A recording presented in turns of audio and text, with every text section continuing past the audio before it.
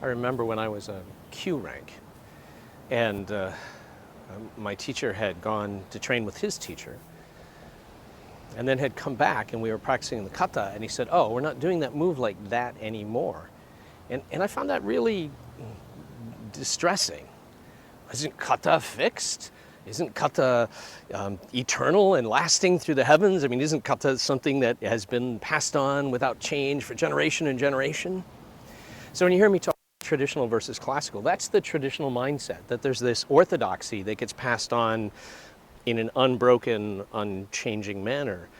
And so it was very complicating for me to experience a situation where suddenly it was, oh, well, we're doing it differently now. It's been changed. It wasn't until years later that I began to understand that kata is a living thing. It's not fixed, it changes, it just does. And I've come now as an old man to learn something of how that change can occur sort of naturally. I sometimes will go back and, I'll be doing a kata for years, and then I'll look at that kata and I'll realize that the way I'm now doing it it's not perfectly resemble the way I learned it. I see that with my teacher too. He will sometimes say, oh, I do this kata exactly like Oyata sensei. And then I look at film of Oyata sensei and film of my teacher, and it's not the same. The angles are a little different. And I realize, oh, well, that's because you have remembered 2 or 3 versions of this same kata, and some of the influences from some of the other versions have shown up in this one that you now do. In fact, the exact same thing happened to me, where I'm doing the particular version of the kata that I do in Ryukyu Kempo, but suddenly some element from some other version that I knew years ago shows up in the kata, and it becomes part of how I'm doing the kata. And that's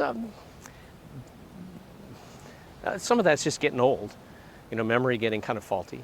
I've actually had the situation where I was doing a kata and I dropped a move, but my body is so comfortable with movement that I didn't even notice. I would just go from one move to the next, and this missing move was gone. And I had to go back and stick it back in again.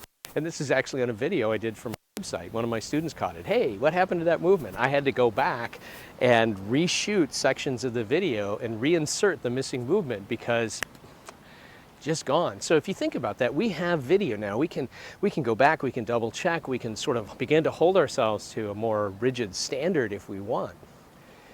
But you could never do that in the past, so kata was always this sort of living, breathing, changing, dynamic thing. I also see this in terms of these transformations and changes in teaching, because as a teacher, I don't necessarily teach everyone to do the kata in exactly the same way.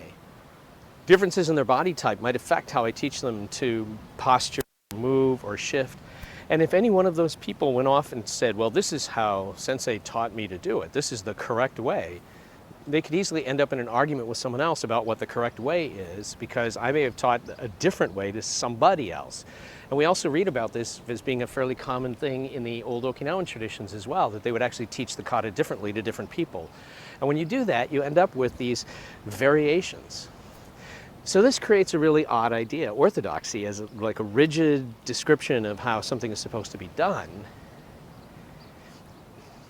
doesn't seem to have been part of the tradition of martial arts. The classical method is always about functionality rather than about orthodoxy. So understanding this will help you to be a little more comfortable with the way in which kata changes, the way in which different people can do the same kata differently. And so I say, ask this question. Do you understand why you're doing what you're doing? Does it make sense? Can you use it?